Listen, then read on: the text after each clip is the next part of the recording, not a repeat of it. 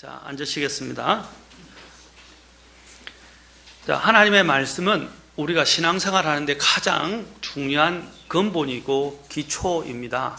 이 말씀 생활을 떠나서는 우리의 삶이 세워질 수 없습니다.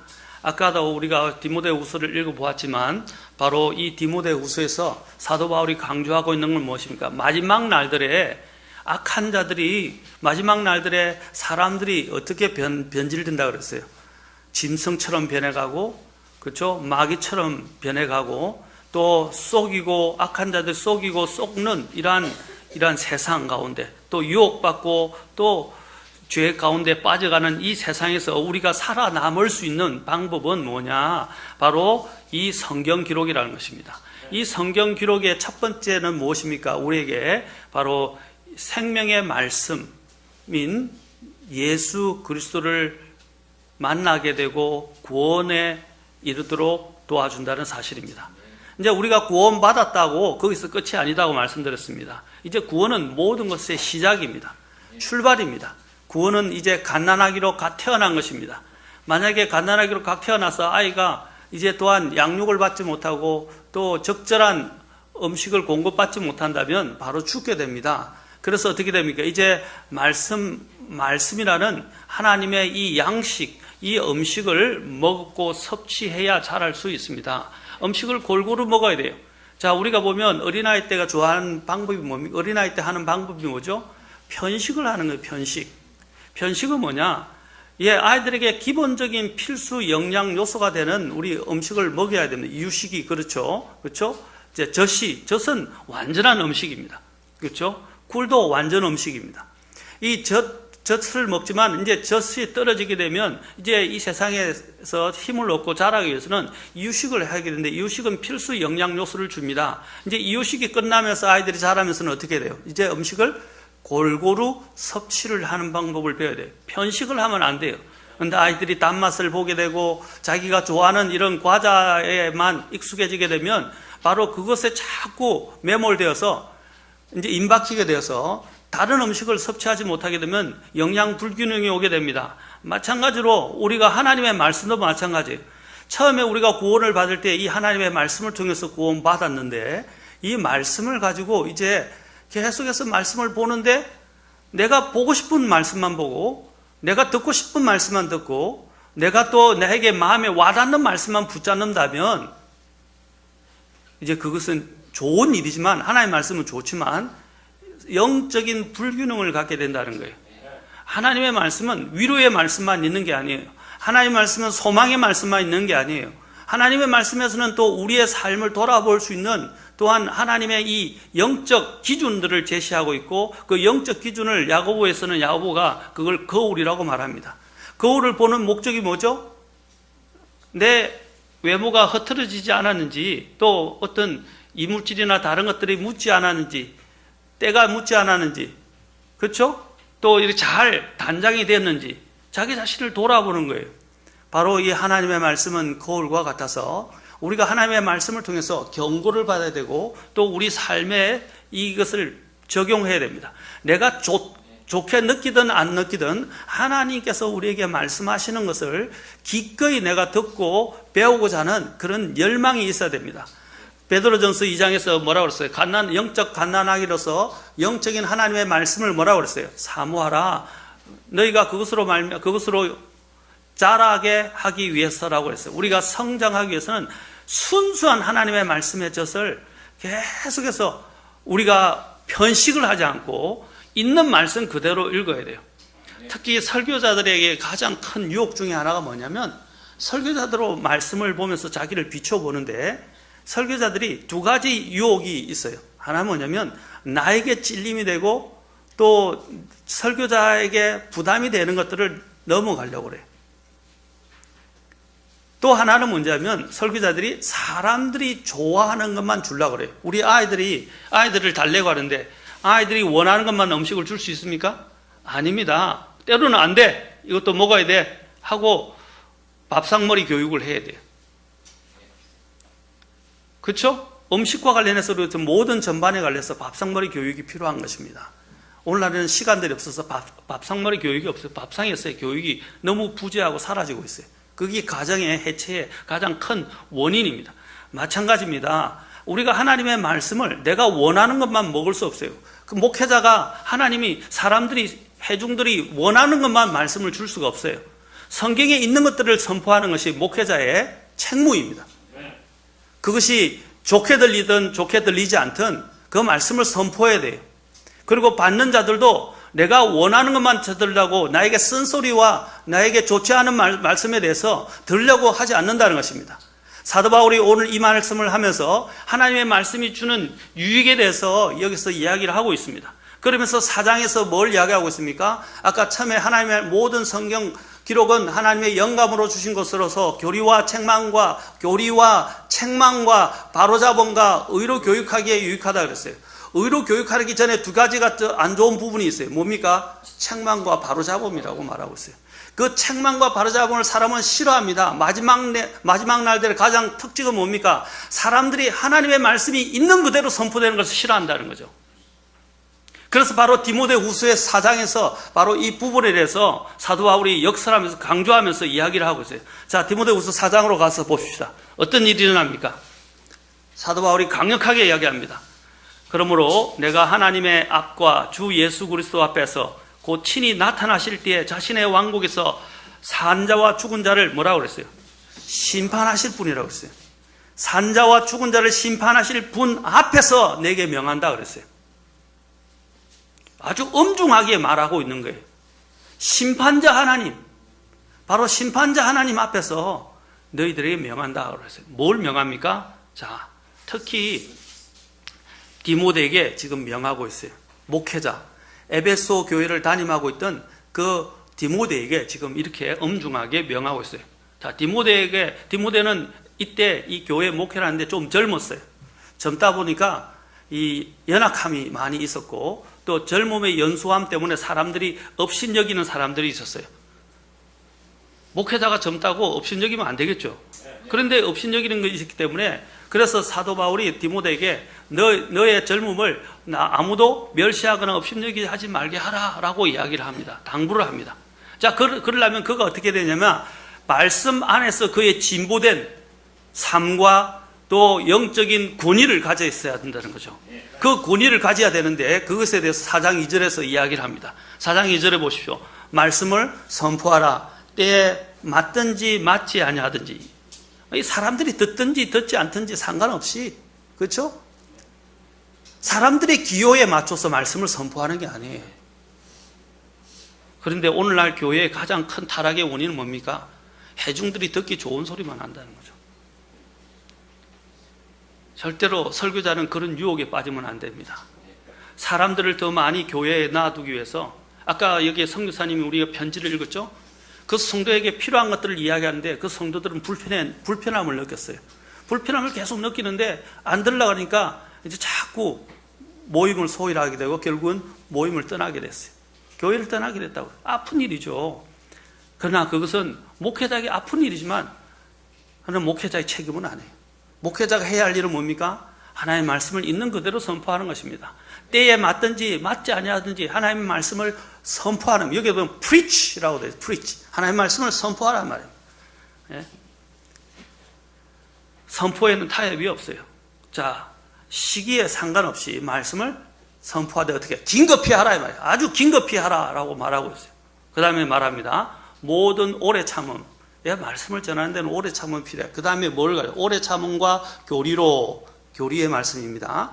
교리로 어떻게 하라 그랬어요? 여기서 말하는 것은 책망하고 꾸짖고 권면하라. 위로하라 라고 하지 않았어요.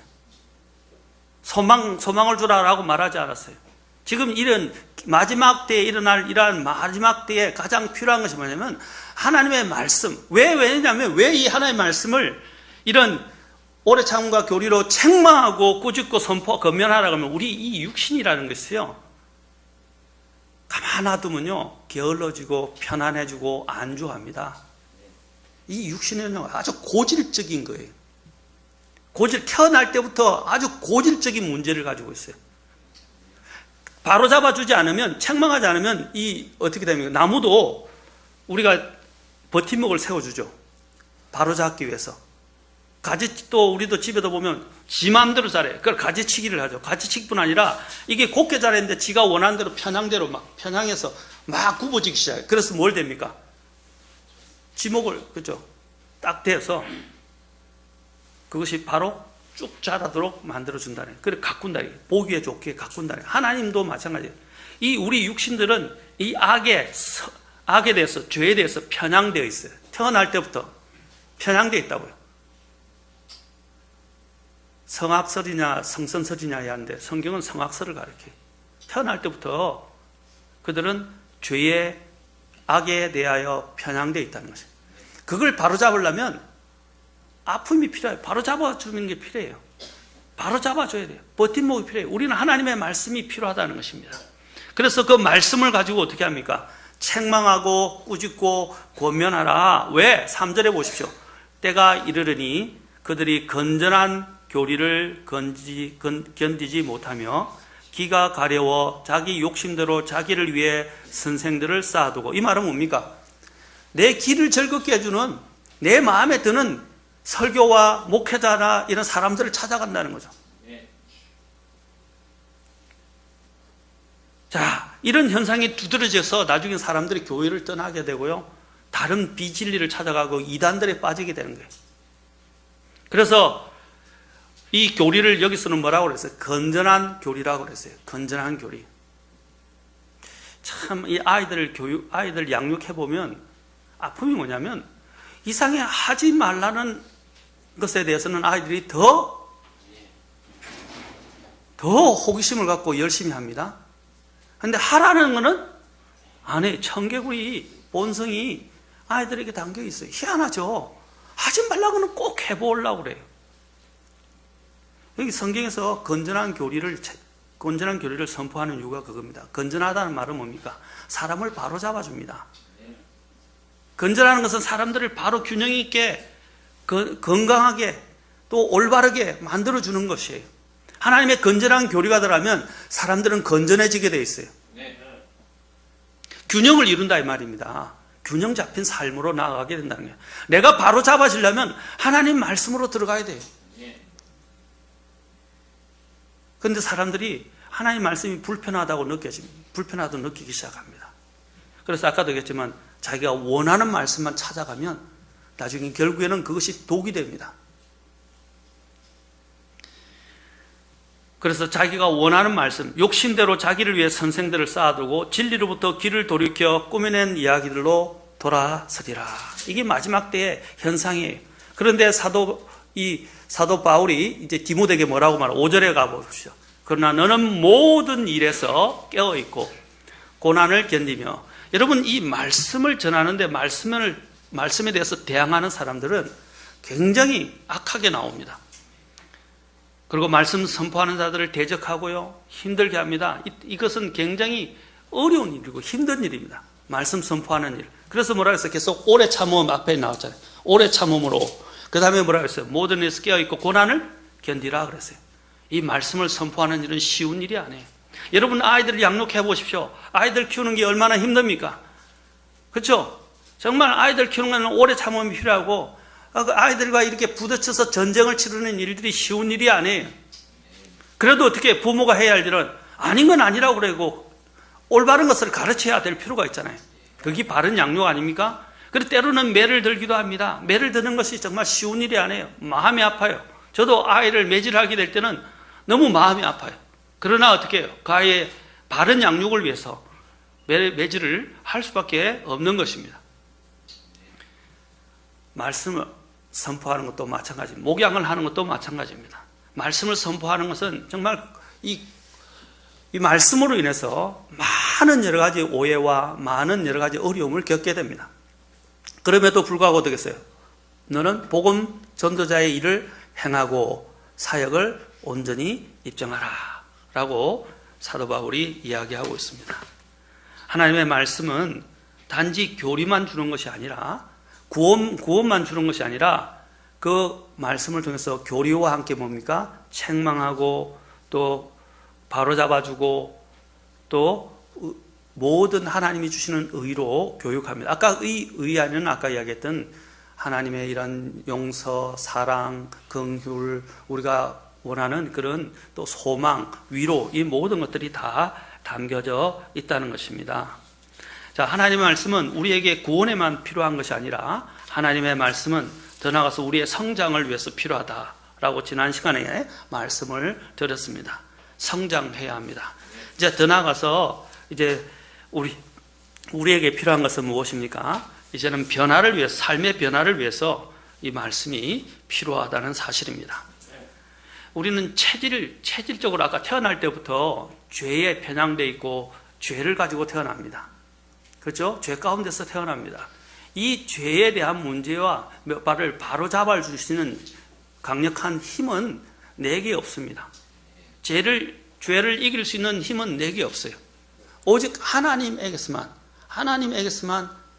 그 죄를 다스릴 수 있는 힘이 나옵니다. 그 하나님께서 오늘 우리에게 주신 것이 뭡니까? 먼저 예수 그리스도를 영접해서 구원받으라는 것입니다. 구원받아야만이 이 죄를 다스릴 수 없는 이 죄를 이길 수 있는 힘의 권한을 얻게 됩니다. 그 다음에 그 힘의 권한을 키워가고 살을 붙이고, 우리도 그렇죠. 몸이 주어졌다고 해서 몸이 훈련을 해야 되잖아요. 맞습니까? 근력이 생겨야 되고요. 그렇죠? 뼈가 자라야 됩니다. 말씀을 섭취해야 되고 운동을 해야 하는 것처럼, 그렇죠? 적절한 운동을 해야 하는 것처럼 마찬가지로 우리는 하나님의 말씀을 가지고 경건의 훈련을 해야 합니다. 이 말씀을 통해서 계속 말씀을 통해서 우리의 체질이 변화되도록 해야 돼요. 나이가 어저께 저희 집사람이 저에게 뭐 글을 읽어주는데, 나이 50대가 넘어가기 시작하면 이제 근력을 키워야 돼. 근력이 약해지기 때문에 근력을 키워야 된다 하면서 이제 옆에서 읽어주더라고요. 그래서 요즘 저도 운동을 많이는 못하지만 일어나서 팔굽혀펴기를 하고, 또 그 다음에 이제 집에 올라갈 때 11층인데 계단을 걸어서 올라갑니다. 근데 요즘 조금 하다가 못하다 보니까 8, 9층까지는 거뜬하게 올라가는데 6층까지 가니까 또 숨이 차고 다리가 아프더라고요. 근데 웬만하면 제가 11층까지 가려고 합니다. 그래서 도저히 안 될 때는 이제 6, 7층까지 정도 갔다가 이제 엘리베이터 불러서 올라가기도 하는데, 이제 매일 하게 되면 한 층씩 올라가더라고요. 이전에는 9층이었는데 7층까지는 아무것도 아니었고 8, 9층이 오는데 이제 8, 9층까지 올라가는데 11층까지 가려니까 힘들더라고요. 근데 이제 여러 번 이렇게 반복 훈련을 하게 되면 어떻게 해요? 이제 11층 가는 것도 어렵지 않습니다. 오르락 내리락 하는 것도 두세 번 해도 어려운 일이 아닙니다. 마찬가지로 우리가 하나님 앞에서 건강해지기 위해서는 어떻게 해요?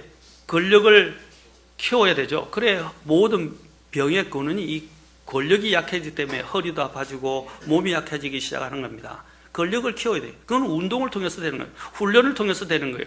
하나님의 말씀도 마찬가지입니다. 우리가 본질적으로 체질의 변화를 내려면, 완전히 새로워지려면 주 예수 그리스도를 영접해야 합니다. 아멘. 그래서 그 생명의 근원이 이제 우리가 근력이 생기려면, 영적인 근력이 생기려고 그러면 하나님의 말씀을 먹고 섭취해야 합니다. 현재 가장 사람들이 큰 문제가 뭐예요? 운동을 해야 건강해진다는 걸 알아요. 머리로는 알아요.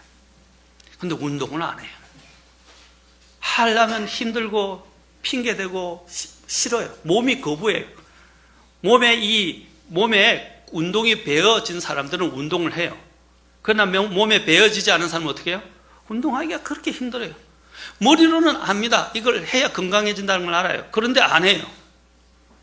그리고 시간을 지나다가 나중에 병에 걸렸을 때 아차 하고 그때는 이제 후회를 합니다. 영적인 것도 똑같아요. 사람들이 하나님의 말씀을 읽어야 된다. 하나님의 말씀을 또 통해서 내가 자라야 된다. 하나님의 말씀을 통해서 영적인 권력을 세워가야 된다 하는 것들을 알면서도 불구하고 말씀을 안 읽어요. 말씀을 공부를 안 해요. 말씀 묵상을 안 해요. 여러분 어떻게 됩니까? 나중에 영적으로 완전히 쇠락하고 난 다음에야 후회하게 됩니다. 후회하면 그때는 늦을 수도 있어요. 다시는 돌이킬 수 없게 될 수도 있다는 것입니다. 우리는 말씀을 통해서 영적인 변화를 가져야 합니다. 여러분 우리가 이렇게 말씀을 많이 강조하는데도 또 집에 가면 말씀도 안 읽고 또 말씀과 함께 동행하지 않고 묵상하지도 않는 사람이 얼마나 많은지 몰라요. 그거는 그리스도인의 생명이 죽는 거예요. 주님이 강조해서 말씀하세요. 너희가 사람이 빵으로만 살 것이 아니요 하나님의 입에서 나오는 모든 말씀으로 살 것이니라. 하나님의 입에서 나오는 모든 말씀, every word, 모든 각 단어의 말씀으로 산다 그랬어요. 여러분, 주님을 아는 것, 주님을 믿는 것에서 안주하지 마십시오. 이제는 나아가야 됩니다. 성장해야 됩니다. 아멘. 이제 성장할 뿐 아니라 이제 내적으로부터 완전히 변화된 삶을 살아야 합니다. 이제는 죄를 멀리해야 되고, 그렇죠? 이 세상의 악을 버려야 합니다. 그 죄를 멀리하고 악을 버릴 수 있는 그 강력한 힘은 어디서 오느냐?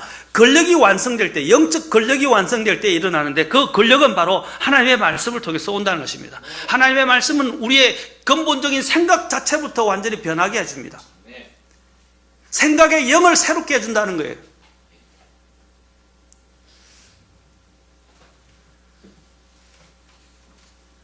생각이 바뀌지 않으면 사람이 바뀔 수 없어요.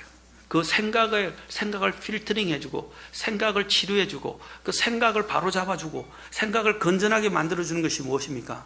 하나님의 말씀이에요. 하나님의 말씀을 읽으면 아까 거울을 보는 것처럼 내 모습을 진지하게 다 쳐다볼 수 있게 돼요. 그렇게 되면 어떻게 해요? 내 모습이 변화되는 것을 보게 됩니다. 그래서 시편 110편 9절과 11절에서 뭐라 해야 돼? 내가 주께 죄를 짓지 아니하려 하여 주의 말씀, 청년이 무엇으로 그의 행실을 깨끗게 하리까? 그렇죠? 청년이 무엇으로 자신의 행실을 깨끗게 할 수 있습니까? 주의 말씀을 따라 조심해야 한다. 주의 말씀을 따라. 그 다음에 뭐라 그랬어요? 내가 주님께 죄를 짓지 아니하게 해서 어떻게 했어요? 주의 말씀을 내 마음에 숨겼다. 시편 119편 9절 11절입니다. 하나님의 말씀을 들고 다니는 말씀이 아니라 마음속에 저장해 놓았다라고 그래 있어요. 마음속에.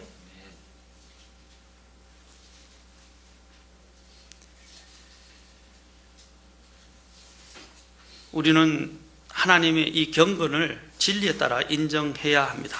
그래서 디도서 1장 1절에서는 하나님의 성품을 따르는 진리를 인정함에 따라 라고 되어 있어요. 바로 이 하나님의 성품은 경건입니다. 경건을 따르는 진리를 인정한다 그랬어요. 인정함에 따라.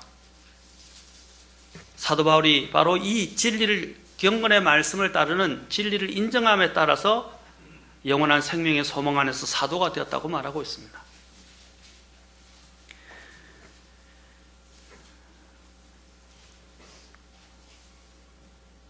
미국의 어느 상인이 아프리카에 이제 사업차 가게 되었습니다.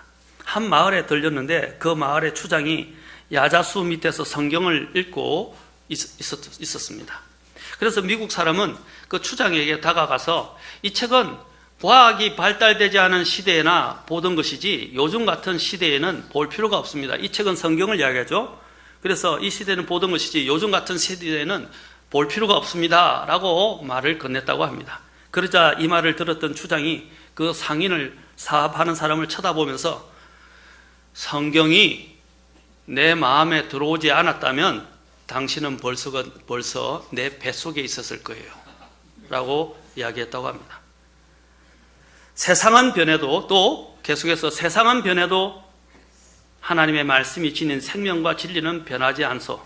이 말씀 때문에 사람을 잡아먹던 우리의 마음이 새롭게 변화되어서 그래서 당신이 지금 살아있는 것이오 라고 이야기했다고 합니다. 이 식인종이죠. 식인종이 하나님의 말씀에, 복음의 말씀을 듣고 변화되어서 사람을 먹지 않게 됐다는 거예요. 맞습니까? 지금 제 아는 토고에 있는 친구가 한 명 있는데 임마누엘 군간포라고 하는 지금 그 선교 사역을, 목회 사역을 하고 있어요. 저하고 신학교에서 같이 공부했는데 거기는 폴리가미라면 일부 다처제를 이야기합니다. 일부 다처제를, 거기가 풍습이에요. 일부 다처제가. 몰몬교도 마찬가지죠. 일부 다처제를 하는데 가장 힘든 사역 중에 하나가 일부 다처제가 성경에서 잘못되었다고 가르치는 거예요. 왜냐하면 그 나라에 이런 관습, 전통이 일부 다처제가 허용되는 사회이기 때문에 아내를 여러 명 둔다 이 말입니다. 그러나 성경은 금하고 있잖아요. 그래서 그것을 가르치는 일이 쉽지가 않아요. 왜냐하면 그것을 가르치면 기존에 있던 그 첩들의 생계가 끊어지게 되고 그 자녀들을 양육하는 문제가 생기게 돼요. 이 현실적으로는 상당히 어려운 거예요. 그런데도 하나님의 말씀을 전하고 진짜 구원받으니까 하나님 앞에서 자신들이 그 폴리가미 하던, 죄송합니다. 그 일부 다처제 하던 것들을 모든 것을 다 청산하고 하나님께로 나오기 시작했어요. 느헤미야 시대에 보면, 느헤미야 시대에 어떻게 이 사람들이 전부 다 이방인들과 결혼을 하게 됐잖아요. 이방인들과 결혼하게 됐을 때 어떻게 했어요? 하나님의 말씀을 듣고 그들이 다시 모든 것들을 다 정리하고 돌아옵니다. 여러분, 가족을 버리는 일이 쉽습니까? 하나님 말씀이 들어오기 시작하니까 그들에게 변화를 촉구하고 잘못된 걸 이야기하니까 그들이 그것을 듣고 하나님 말씀 앞에 자기 자신들을 내려놓고 순종했다는 것입니다. 이게 변화예요, 변화. 하나님의 말씀은 사람을 변화시키고, 여기 식인종을 변화시킨 분이 하나님이십니다. 하나님의 그 말씀입니다. 마찬가지로 하나님의 말씀이 저와 여러분 안에 들어가면 저와 여러분을 변화시킨다는 사실입니다. 특히 대표적으로 우리가 시편 19편 가봅시다. 시편 19편에 가보면 바로 하나님 말씀이 어떻게 역사하는지에 대해서 잘 이야기해 주고 있습니다. 시편 19편입니다. 여러분들 중에서 왜 나는 삶이 안 변해? 나는 왜 계속 이 모양이야? 나는 왜 계속 어린아이와 같은 신앙에서 벗어나지 못할까? 나는 죄짓고 회개하고 이렇게 하면서 변화되지 못할까? 나는 왜 매일 이 모양이 일꼴인가? 제가 말씀합니다. 하나님의 말씀을 한번 읽어보십시오. 그리고 하나님의 말씀을 꾹 꾸준히 읽어보시고 그걸 비춰보십시오. 내 마음에 저장해 보십시오. 아까 이야기한 대로 내가 주께 죄를 짓지 아니하게 주의 말씀을 내 마음에 두었나이다. 주의 말씀을 내 마음에 두었다. 시편 19편 보십시오. 19편 7절부터 이렇게 나옵니다. 하나님의 말씀이 하는 그 놀라운 역할에 대해서 여기서 이야기하고 있습니다. 7절부터 14절 우리 좀 많지만 같이 한번 천천히 읽어보겠습니다. 시작. 주의 율법은 완전하여 혼을 회심시키고 주의 정언은 확실하여 단순한 자를 지혜롭게 하며 주의 법규들은 올바라서 마음을 기쁘게 하고 주의 명령은 순수하여 눈을 밝게 하는도다. 주의 두려움은 깨끗하여 영원토록 지속되고 주의 판단들은 진실하고 전적으로 의로우니 그것들은 금보다 참으로 많은 정금보다 더 사모해야 할 것들이며 또 꿀과 벌집보다 더 달도다. 주의 종이 또한 그것들로 경고를 받나니 그것들을 지킬 때에 큰 보상이 있나이다. 누가 능히 자기 잘못들을 깨달으리요? 주께서는 은밀한 허물에서 나를 정결하게 하소서. 또 주의 종을 지키사 고의로 짓는 죄들에서 떠나게 하시고 그 죄들이 나를 지배하지 못하게 하소서. 그리하시면 내가 곧바르게 되어 큰 범법에서 벗어나 무죄하리이다. 오 나의 한 힘이시여 나의 구속자이신 주여, 내 입의 말들과 내 마음의 묵상이 주의 눈앞에 받으실 만한 것이 되기를 원하나이다. 아멘. 하나님의 말씀은 완전한데 그 말씀은 제일 처음에 여기도 나오죠. 뭐라고? 혼을 회심시키고 구원시킨다 이 말입니다. 죄에서 그 다음에 뭡니까? 또 단순한 자를 지혜롭게 하고 영적인 눈을 뜨게 한다 그랬어요. 영적인 눈, 선과 악을 분별하게, 나중에 이야기할 텐데 선과 악을 분별하게 합니다. 눈을 밝게 한다 이 말. 뭐가 옳고 그른지를 알게 된다는 거예요. 이전에는 아무것도 몰랐어요. 뭐가 옳은지 그런지 기준이 뭔지 전혀 몰랐어요. 그러나 하나님의 말씀을 알아가니까 어떻게 해요? 이제 뭐가 옳고 그런지 해야 될 일과 하지 말아야 될 일이 이제 구분되기 시작해요. 기준이 생기기 시작하는 거예요. 삶의 기준들이 생기기 시작하는 거예요. 영적 기준이 생기기 시작하는 거예요. 볼 수 없었던 것을 보게 됩니다. 그리고 그의 말씀들은, 주님의 말씀들은 또 어떻게 합니까? 우리에게 기쁨을 준다라고 이야기했어요.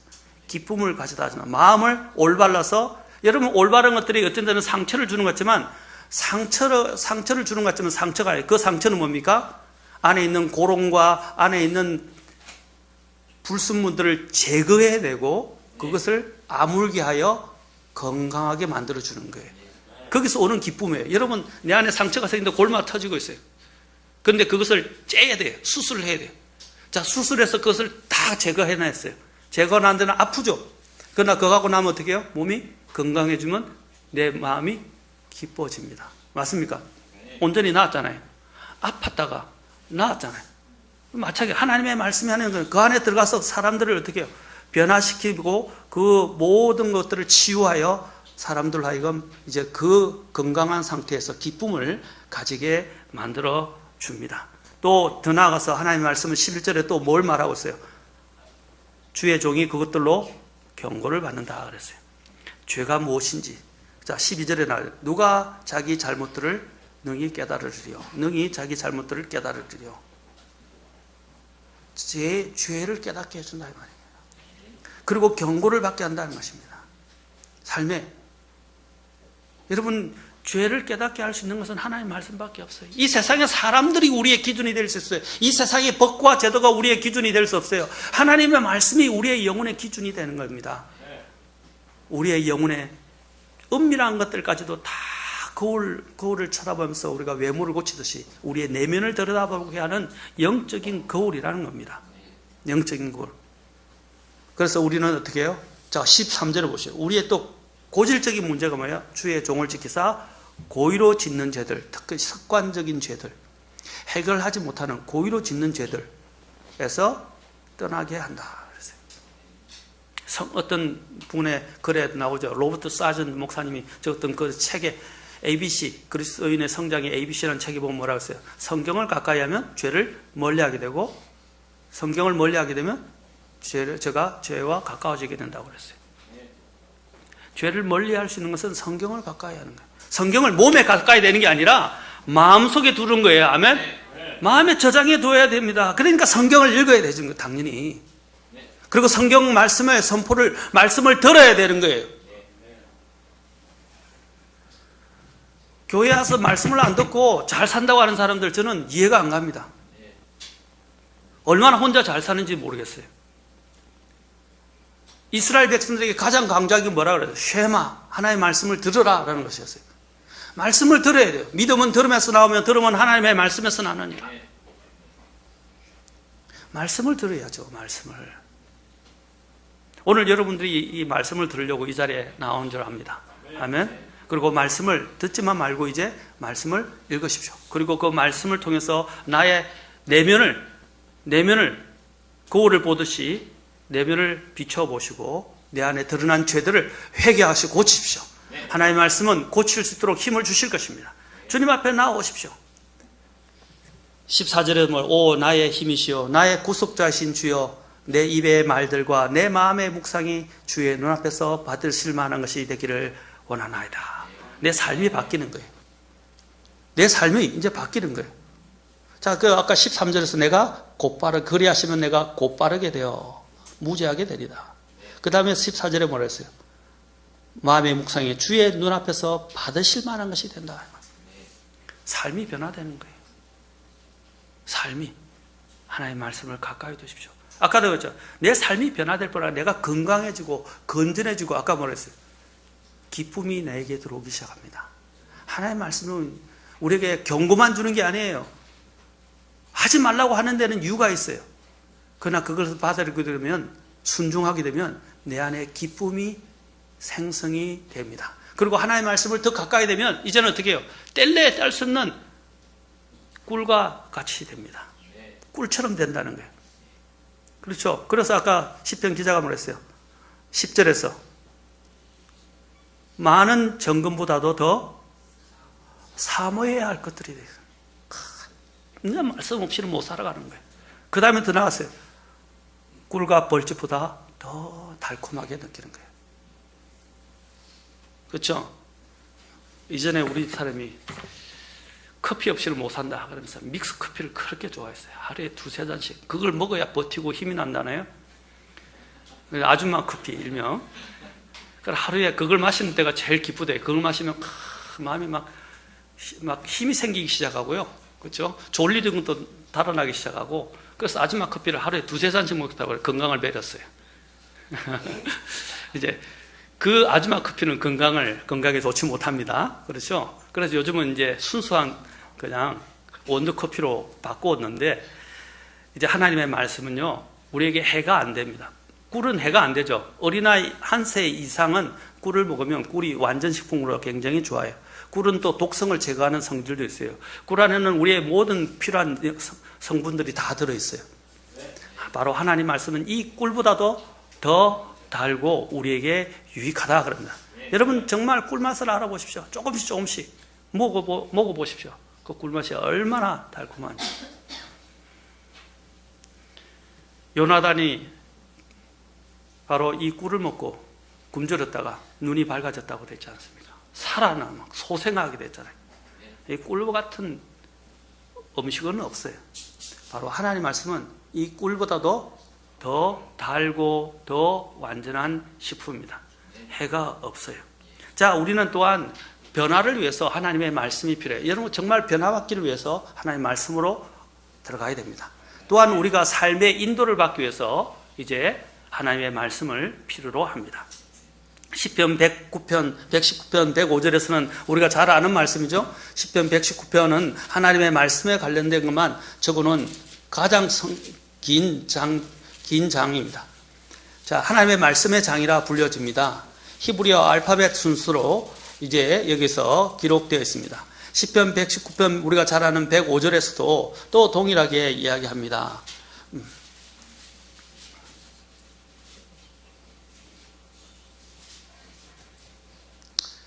자, 105절. 주의 말씀은 내 발의 등불이요 내 길에 빛이니이다.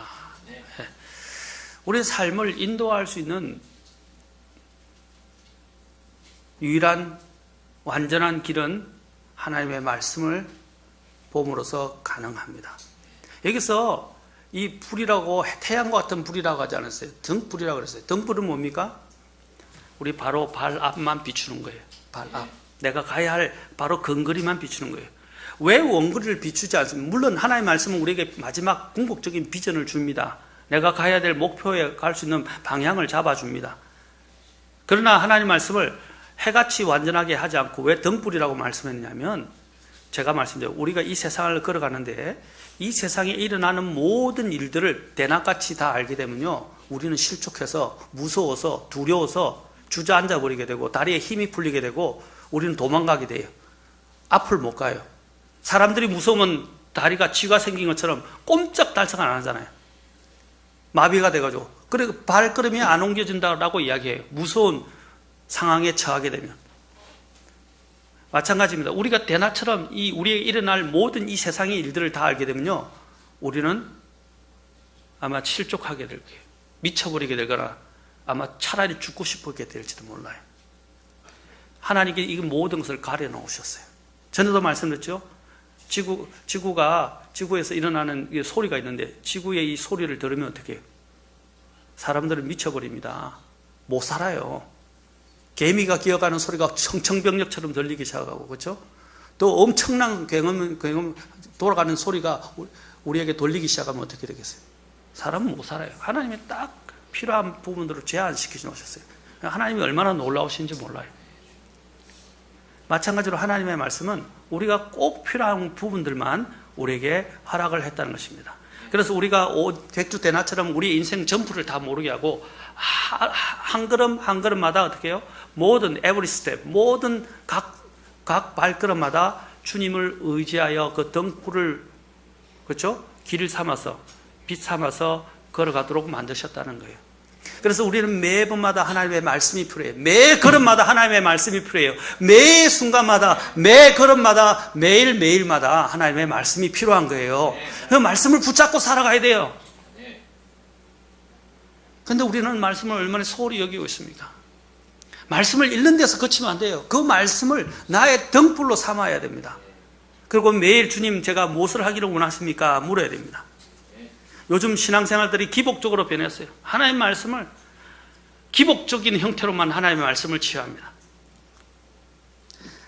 신앙생활을 많이 한 사람들은 목사님에게 기가 따갑도록 하나님의 말씀을 읽으라고 설교를 듣습니다. 날마다 성경을 읽으라고 설교의 말씀을, 권면의 말씀을, 책망의 말씀을 듣습니다. 그런데 그래도 안 읽는 사람들이 있어요. 그런데 이제는 급하니까 특별한 방법으로 하나님의 말씀을, 하나님의 뜻을 깨달아 알기를 원하는 사람들이 있어요. 이런 사람들이 어떤 사람이, 제가 좋은 예화를 하나 들려드리겠습니다. 어느 날 아침에 어떤 사람이 점치는 식으로 이제 하나님의 말씀을 찾아간 사람이 있어요. 그리고 어떤 사람이 아침에 일어나서 하나님 오늘 제가 무엇을 해야 할지 성경을 통하여 가르쳐 주세요 하고 눈을 감고 성경을 탁 한 군데 폈어요.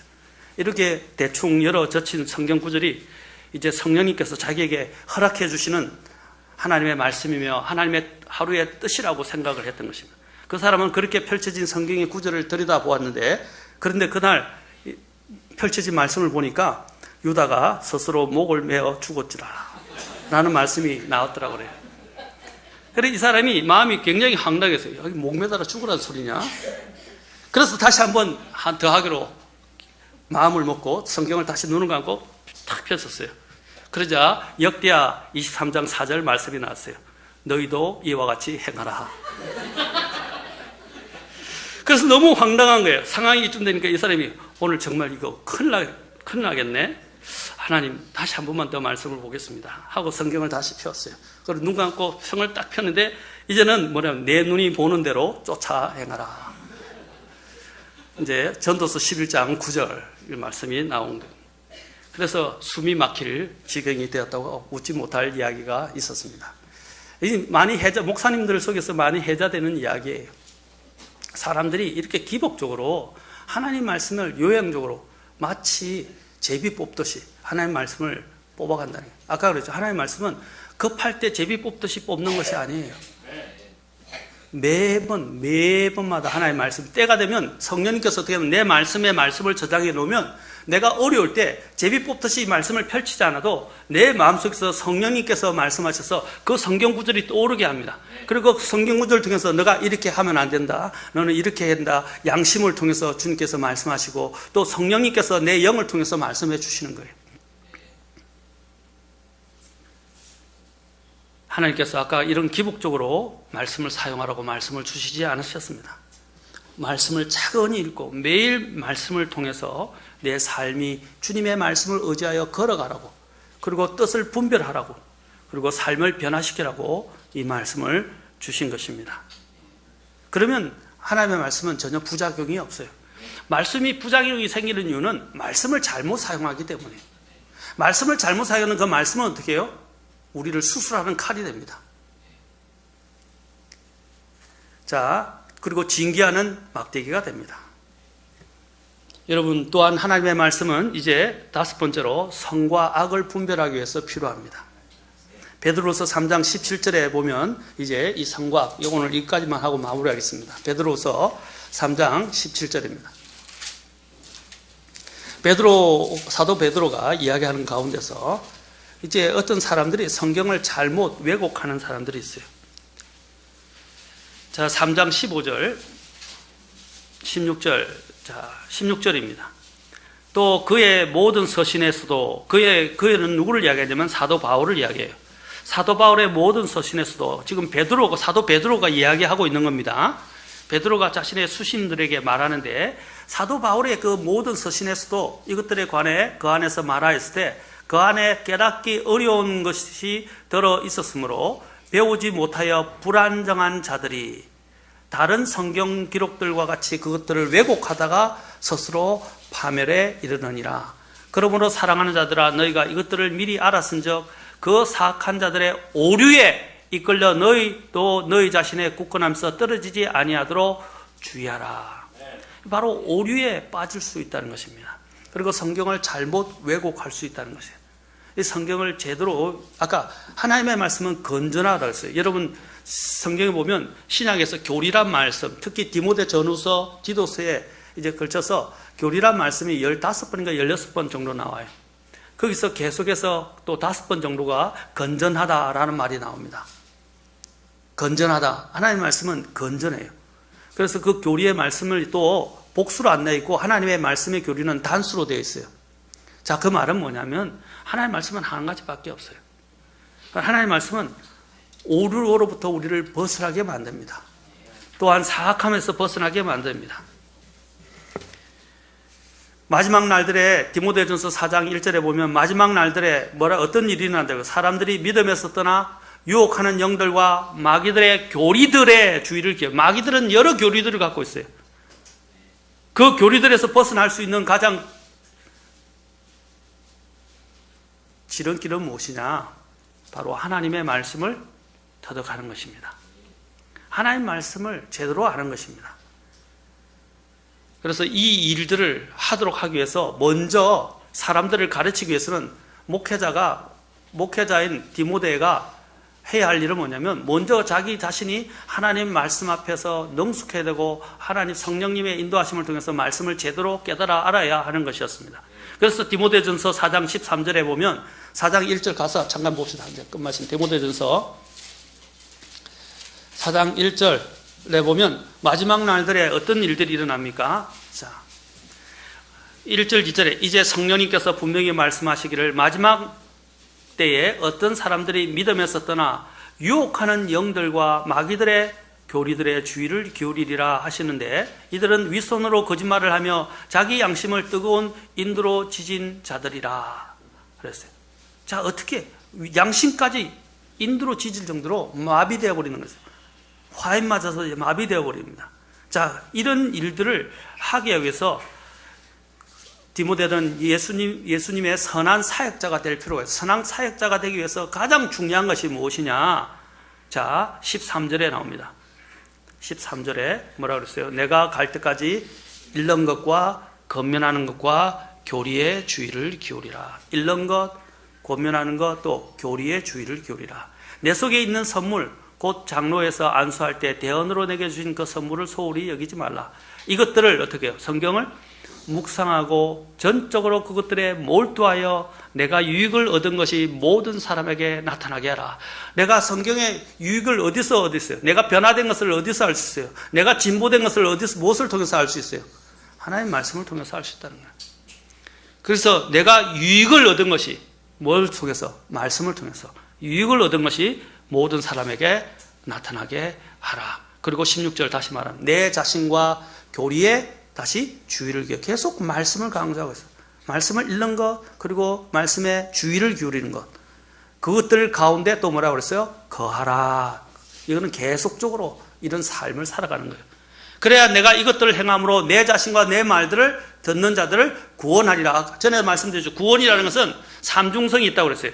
여기서 말하는 구원은 지옥으로부터의 구원만을 말하는 게 아니라, 그렇죠? 우리의 삶이 죄로부터 계속 매번 구원받는 걸 말하는 거예요. 죄를 이기는 걸 말하는 거예요. 자, 그러기 위해서는 어떻게 한다고요? 말씀 안에 거하는 것입니다. 교리에 주의를 기울이고 그것들 가운데 거하는 거예요. 이제 여러분, 이제 종교생활 청산하셔야 돼요. 이제는 변화되어야 됩니다. 아멘? 이걸로 하나님의 뜻을 알기 위해서는 이제 말씀으로 들어가야 돼요. 매번 내 발에 등불이요 내 길의 빛이라는 그 말씀을 붙잡아야 합니다. 마지막으로 우리가 하나님 말씀이 주는 말씀을 볼 필요가 있는 이유는 뭡니까? 영적 전투를 싸우기 위해서입니다. 우리는 지금 마귀와 싸움하고 있어요. 이 세상의 영적 사악함과 싸우고 있어요. 여기 마귀들이 지금 활로하고 다니고 있어요. 지금 마귀들이 여러분 옆에 앉아서 말씀을 듣고 있어요. 그리고 여러분들에게 속삭여요. 여러분의 마음을 도둑질하고 있어요. 여러분의 마음들이 딴 데로 가게 하고 생각들이 딴 데로 가게 만들고 있고 말씀에 대한 불만을 품게 만들고 말씀을 의심하게 만들고 마귀가 지금 역사하고 있는 거예요. 이 영적 전투에서 승리하려면 어떻게 돼요? 하나님의 말씀의 검을 가져야 됩니다. 그래서 에베소 6장에서 우리가 마귀를 이길 수 있는 그 무기 중에 가장 강력한 공격 무기가 뭐죠? 하나님의 말씀의 성령의 검, 곧 하나님의 말씀을 가지라고 말씀했습니다. 그래야 여러분들이 악에 대항하여 설 수 있게 되고 주님의 군사가 될 수 있습니다. 하나님의 말씀 안에서 자라야 돼요. 이제는 종교 생활을 구원받은 데서 안주하는 이런 어린아이 신앙에서 벗어나십시오. 하나님은 우리에게 성장을 기대하시고 변화를 기대하시고 하나님 앞에서 완전하게 되기를 원하십니다. 마지막 다시 읽었던 우리 본문으로 가서 디모데후서 3장 마지막에 17절에서 뭐라고 말하고 있습니까? 하나님의 말씀의 목적이 여기 마지막에 나타납니다. 3장 17절. 자, 하나님의 말씀은 교리와 책망과 바로잡음과 의로 교육하기 유익하니 17절 같이 읽겠습니다. 시작. 이것은 하나님의 사람이 완전하게 되어 모든 선한 일에 철저히 갖추어지게 하려 함이라.